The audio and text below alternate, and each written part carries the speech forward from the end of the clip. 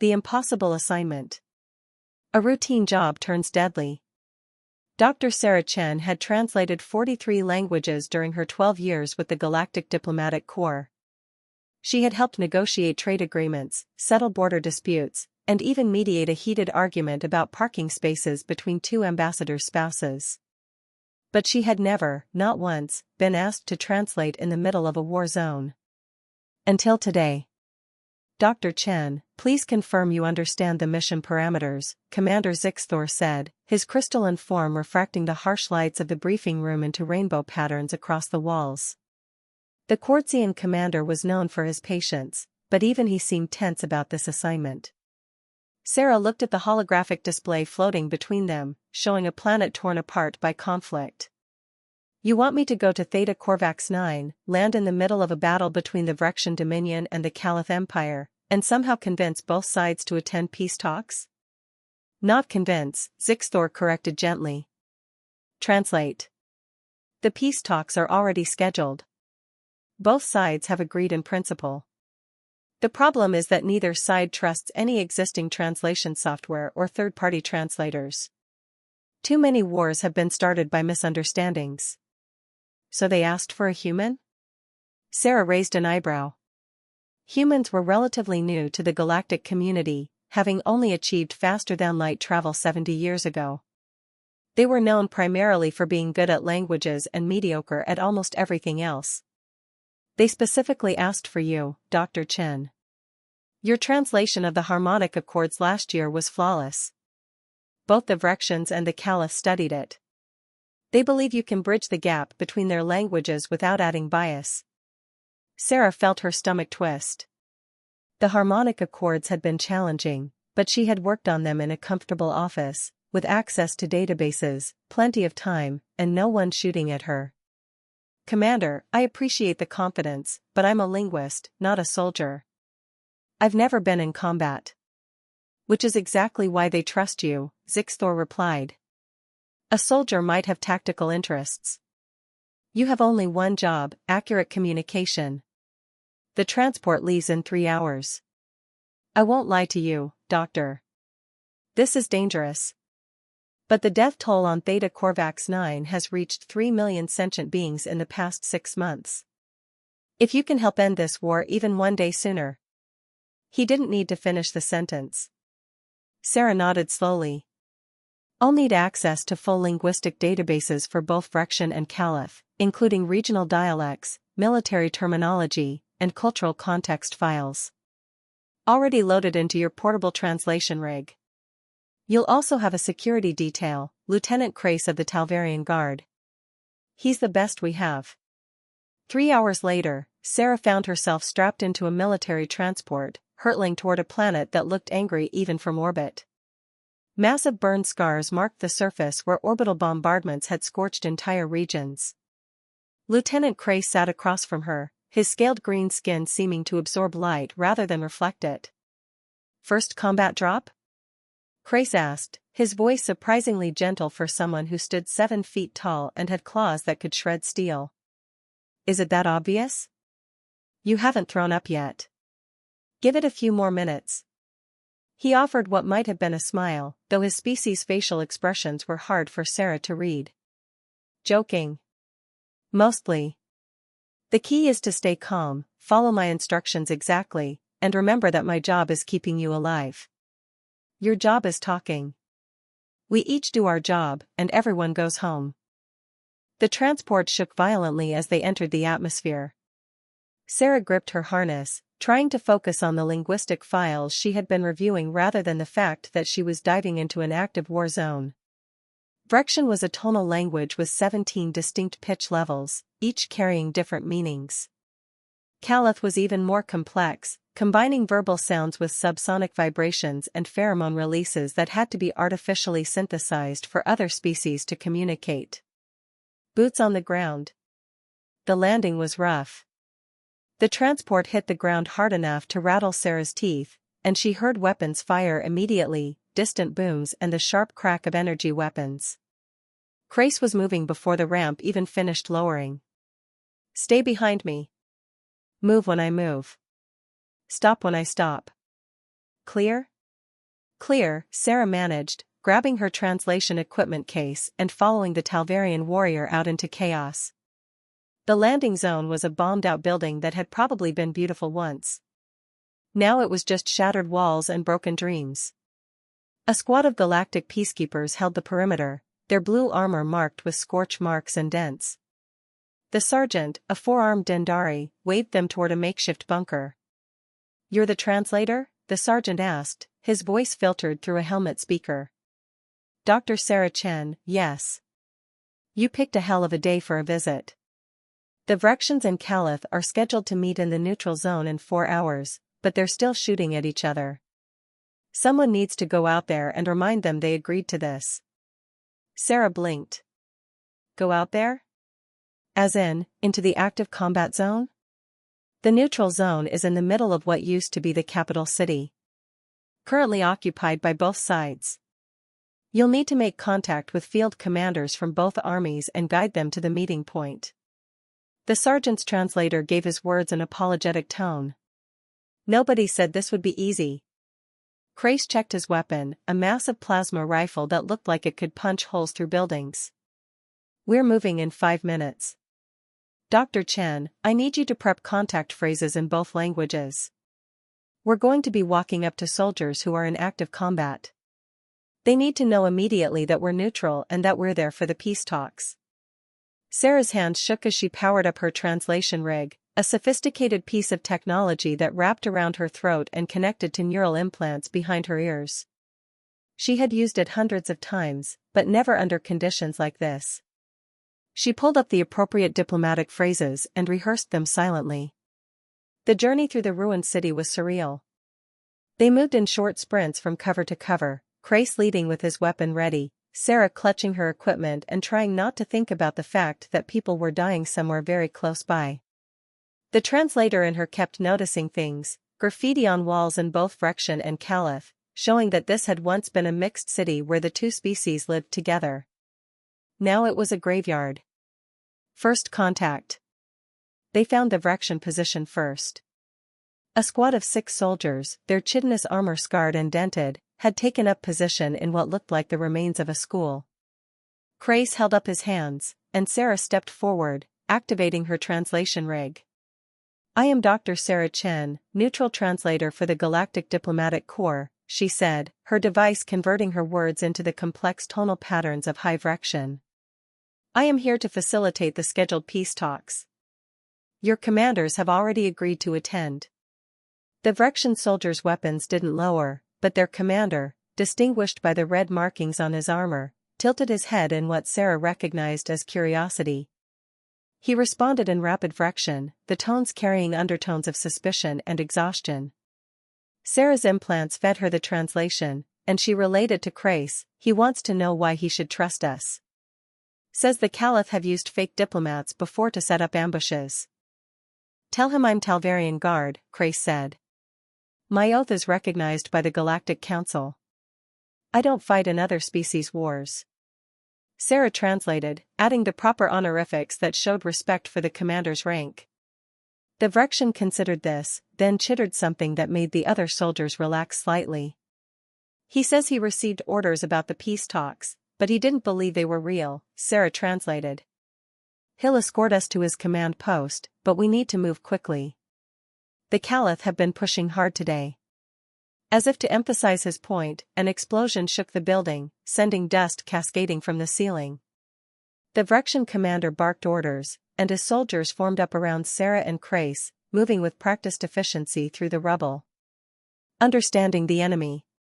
The Vrexian command post was underground, in what had been a transit station. Sarah saw dozens of soldiers, many wounded, all looking exhausted. A holographic map showed the battle lines, with the Caliph forces marked in red and Vrexian positions in blue. The front lines were barely 300 meters apart in some places. Commander Thexel, the Vrexian field officer, greeted them with what Sarah's database told her was a gesture of professional respect. He was older than most of his soldiers, with chips and cracks in his chitin that spoke of many battles. Dr. Chen, he said through her translator, I will attend the peace talks as ordered. But I do not expect success. The Caliph attacked us. They started this war. And they will not stop until we are extinct or they are defeated.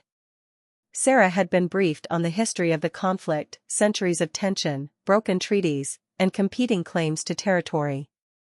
Both sides believed they were the victims. Both sides were right, in their way. Commander Thexel, Sarah said carefully, using the formal register that showed respect without subservience, I'm not here to judge who started the war. I'm here to help you communicate your positions clearly so that perhaps you can find a way to end it. But first, I need to reach the Caliph commanders and bring them to the meeting point as well. Thexel's mandibles clicked in what might have been amusement or resignation. You will find them 2 levels up, holding the old market district. They will likely shoot you on sight. They have been shooting everything that moves for the past week. That's why I have Lieutenant Crace, Sarah said, glancing at the Talvarian, who seemed utterly calm despite being in the middle of a war zone. Then go, Thexel said. The meeting is scheduled for sunset. I will be there. But Dr. Chen, understand something. I want this war to end. Every soldier here wants it to end. We are tired of dying for dirt and pride. But we cannot trust the Caliph. Every time we have tried to talk, they have betrayed us. You will need to do more than translate words. You will need to translate trust. And I do not think that is possible. Sarah felt the weight of those words as she and Crace climbed back toward the surface. The Vrexian commander wasn't wrong. She could convert words from one language to another, but could she really bridge centuries of hatred and distrust? She was about to find out. The language of peace. Into the fire.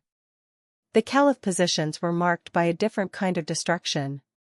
Where the Vrexians had fortified existing structures, the Caliph had carved new tunnels and barriers from the rubble itself, using some kind of acid-based excavation tool.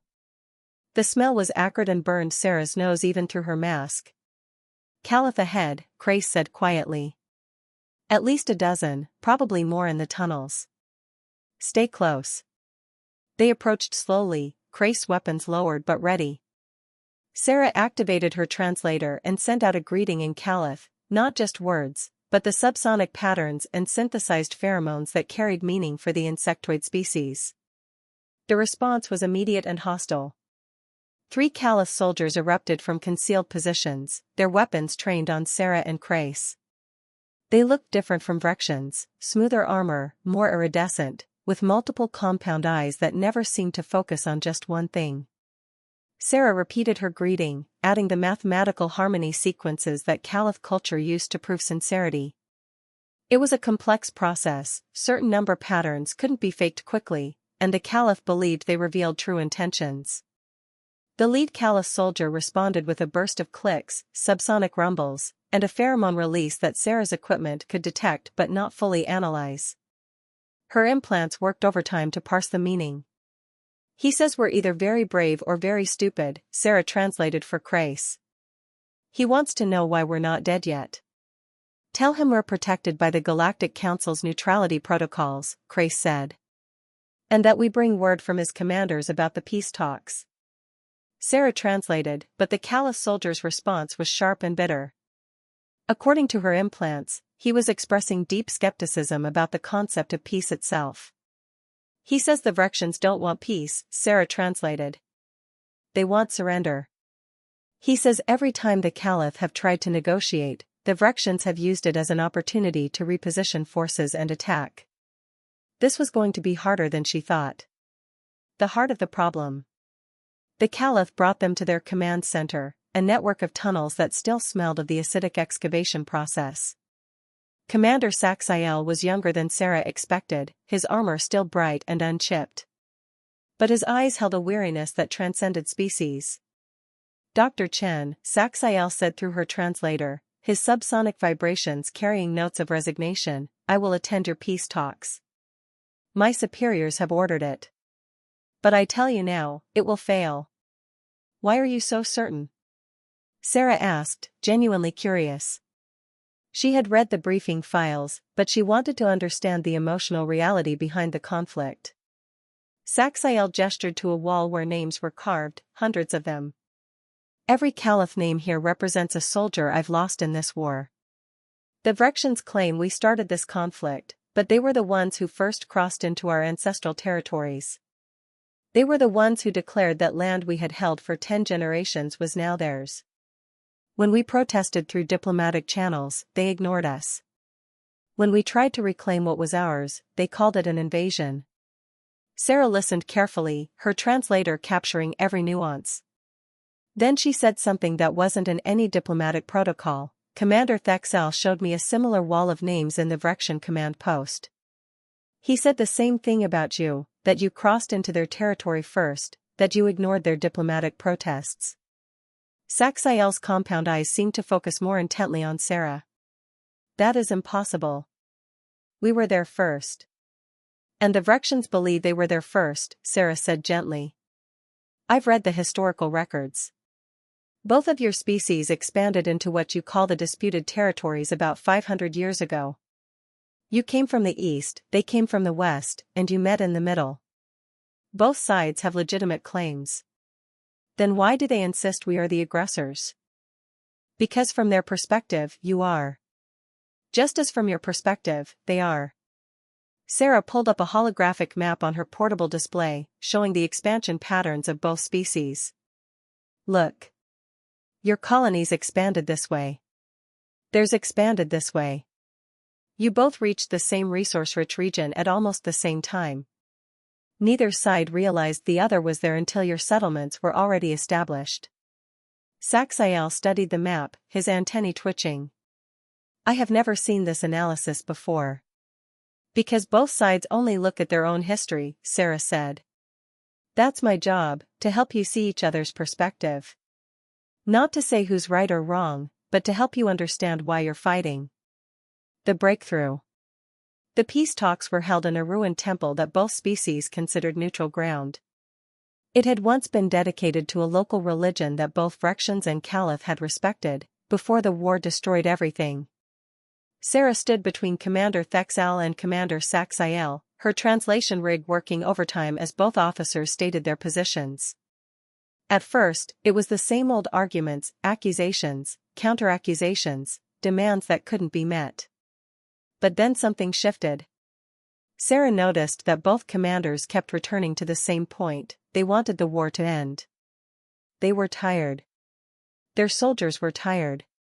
The civilians caught in the crossfire were suffering beyond measure.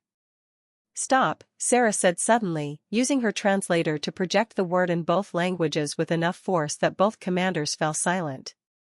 Forgive me, but I need to say something that isn't in your words. Both officers looked at her, surprised. Translators weren't supposed to add their own commentary. You're both saying the same thing, Sarah continued. Commander Thexel, you just said that you want your soldiers to be able to go home to their families. Commander Saxiel, you said the exact same thing 30 seconds ago. You both want the killing to stop. You both believe the other side started the war. And you're both right, because this war started from a misunderstanding 500 years ago that nobody alive today can be blamed for. She pulled up the historical analysis again, showing it on the large holographic display between them. This is what really happened. Your species expanded naturally, following resources and opportunities. You didn't know the other was there until it was too late.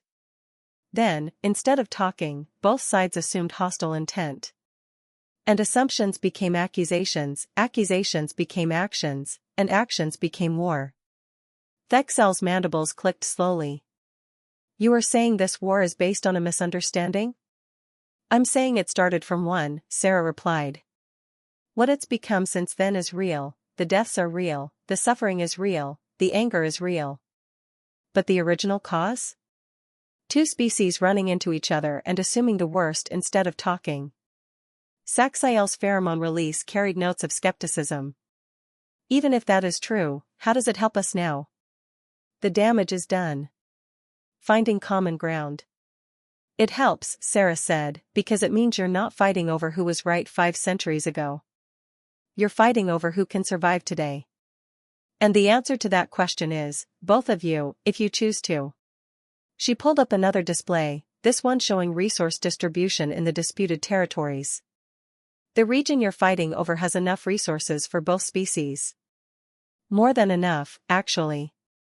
The problem isn't scarcity, it's that neither side trusts the other enough to share. They destroyed our colonies, Thexel said, his tone accusatory. After you destroyed ours, Saxiel countered. Both true, Sarah said. And both tragedies. But here's what I want you to consider, what if you could rebuild those colonies? Not by driving the other species out, but by working together?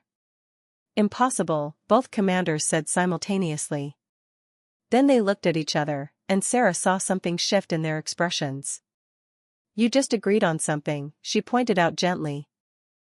Thexel made a sound that might have been a laugh. I suppose we did. The Vrexians are good at construction, Sarah continued. Your species has incredible engineering abilities.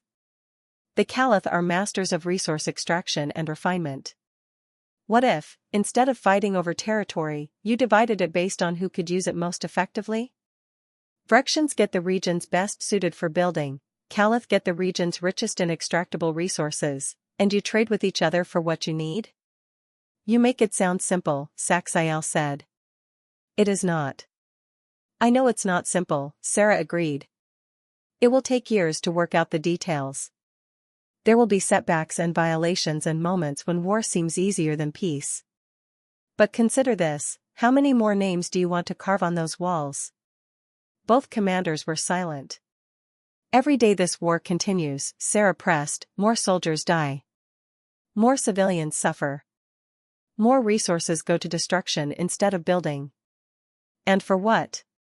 For pride? For revenge? For territory that neither of you will have any soldiers left to defend? The decision. Commander Thexel spoke first, his tone thoughtful.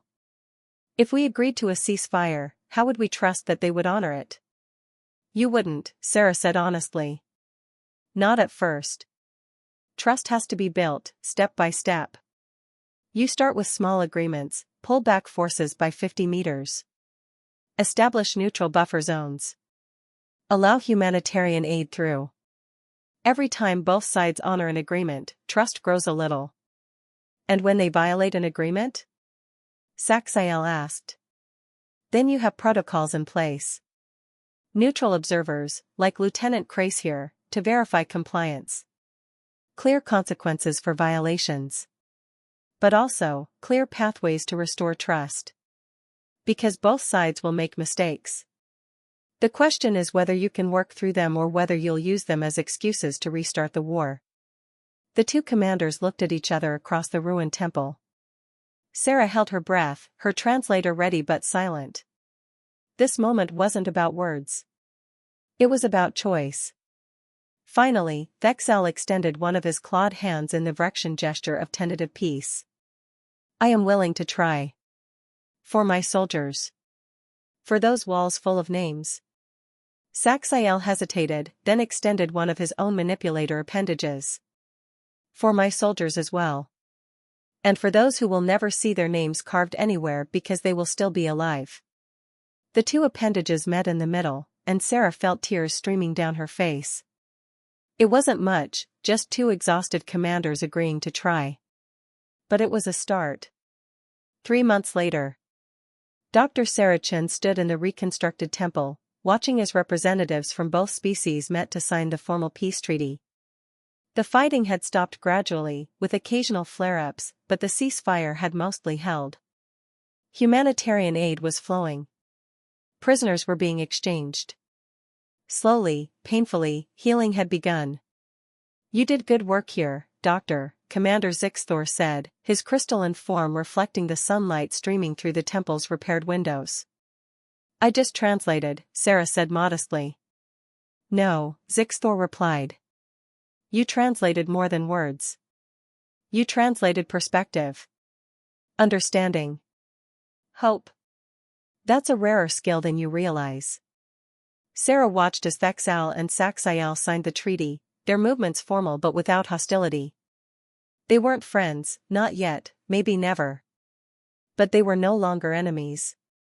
That was enough. Later, as Sarah prepared to leave Theta Corvax 9, Lieutenant Crace approached her at the landing pad. "The Galactic Council has another assignment for you," he said.